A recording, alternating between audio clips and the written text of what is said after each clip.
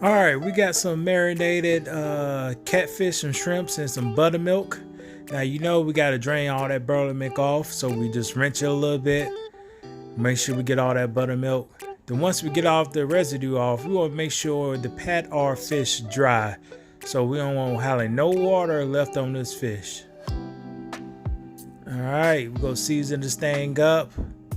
Different seasonings, you can choose the seasonings you like. Anything that floats your boat, put it up in there. Go shuffle it around just a little bit. Make sure every piece of this fresh wild catfish gets seasoned up. All right, we got that little bowl. So let's make our mix. We're gonna start off with an egg. We're gonna crack it. We're gonna put a little water in there. Now that is an egg wash.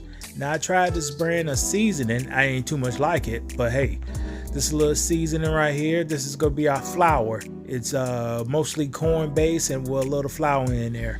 So we're gonna have this thing working out right. Now next we got coming up is my setup. This setup is so tight. All right, we gotta get our temperature, make sure our temperature is right. Once the temperature get right and the grease get right, we're gonna drop the fish in the egg white, then roll it in the breading. Then we can put it in the pan.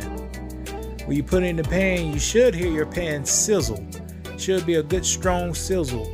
As you can see, I just adjusted my heat a little bit. I kind of raised it up because every time you put a new piece of fish in there, the heat is going to drop slightly or a lot. And at the same time, during this moment, my induction cooker was kind of messing up. So I didn't do like the best job I could do, but hey, this first batch just started off well. One thing you want to do, you don't want to overfill your pan. So I believe I just go put about 4 pieces in here and just call it a day off that 4 pieces.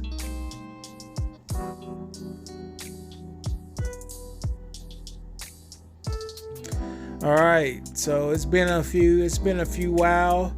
I decided to turn the catfish over. The breading is nice and golden brown.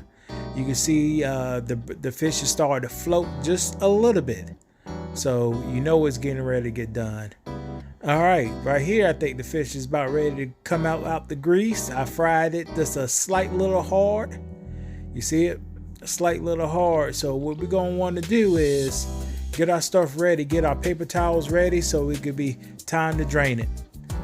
So you take that stuff out the grease like this and boom, there's your finished product. And here's another tip about catfish. There are 2 different types. Well, you could buy catfish, wild caught catfish and farm raised catfish. Farm raised catfish to me tastes like a catfish. Wildly caught catfish tastes like a fish with a little less cat. If you ever had a wild caught catfish, freshly caught, you can taste the difference. It's less cat in that fish.